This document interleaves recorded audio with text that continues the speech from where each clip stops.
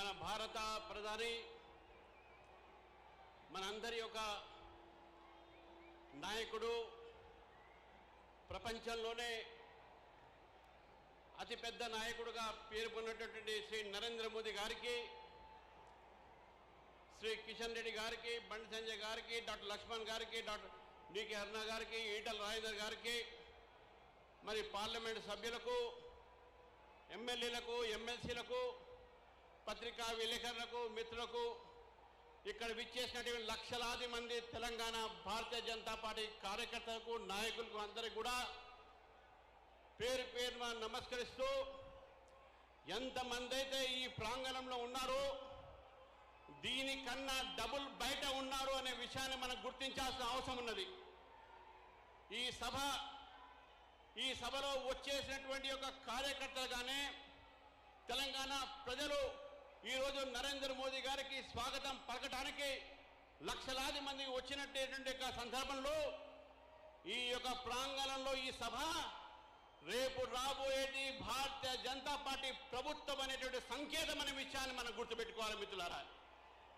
ఈరోజు నరేంద్ర మోదీ గారు మొట్టమొదటిసారిగా మూడోసారి ప్రధానమంత్రి అయిన తర్వాత మన రాష్ట్రానికి రావటం, వారికి ఇంత పెద్ద ఘన స్వాగతం పలకటం అనేది నేను తెలంగాణ ప్రజలకు ధన్యవాదాలు తెలుపుతా ఉన్నాను.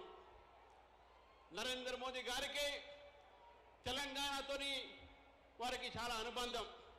ఎందుకంటే నిజాం నుంచి మన హైదరాబాద్ స్టేట్ని ఆ రోజు మన స్వాతంత్రం పొంది భారతదేశంలో విలీనమైనటువంటి ఒక 17 సెప్టెంబర్, ఆ 17 సెప్టెంబరే నరేంద్ర మోదీ గారి యొక్క పుట్టినరోజు.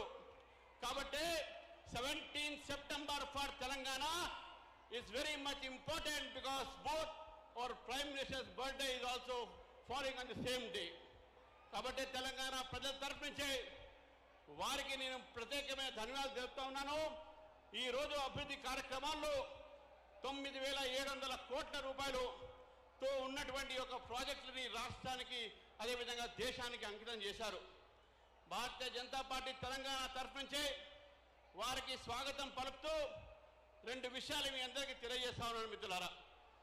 ఈరోజు ఈ తెలంగాణలో మన ఒక పోరాటము జాతి వ్యతిరేకమైనటువంటి ఒక శక్తుల వ్యతిరేకంగా పోరాటం.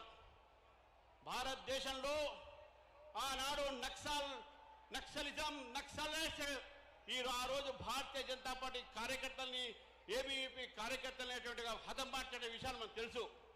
కానీ ఈరోజు భారతదేశం మొత్తం కూడా Naxalites Mukt Bharat, left wing అయితే ముక్త్ భారత్గా ఈరోజు ఉందో దానికి ఘనత ఈరోజు నరేంద్ర మోదీ గారిది. కాబట్టి ఆ ఒక పోరాటాన్ని ఈరోజు మనం జాతీయ శక్తిగా, దేశ వ్యతిరేక శక్తులతో మనం పోరాడుతూ ఉన్నాం. దేశాన్ని దక్షిణాదిగా, ఉత్తరాదిగా విభజించేటటువంటి రాజకీయ పార్టీలతో మనం పోరాడుతూ ఉన్నాం. కుటుంబ ఒక పరిపాలనతో ఈ రాష్ట్రాన్ని దోచుకున్నటువంటి శక్తులతో మనం పోరాడుతూ ఉన్నాం. అనేక విషయాలు మన పెద్దలు చెప్పారు కాబట్టి ఆ విషయంలో నేను పోకుండా మనందరం కూడా నరేంద్ర మోదీ గారి యొక్క సంభాషణని వినాలని, వారి యొక్క సందేశాన్ని మనం వినాలని, తెలంగాణ ప్రజలను వినాలని చెప్పి ఎదురు చూస్తున్నాం. కాబట్టి వారికి మరొకసారి నా తరఫున, భారతీయ జనతా పార్టీ తరఫున, తెలంగాణ కార్యకర్తల తరఫున, తెలంగాణ ప్రజల తరఫున వారికి స్వాగతం పలుకుతున్నాను. జై శ్రీరామ్, జై తెలంగాణ. భారత్ మాతాకి.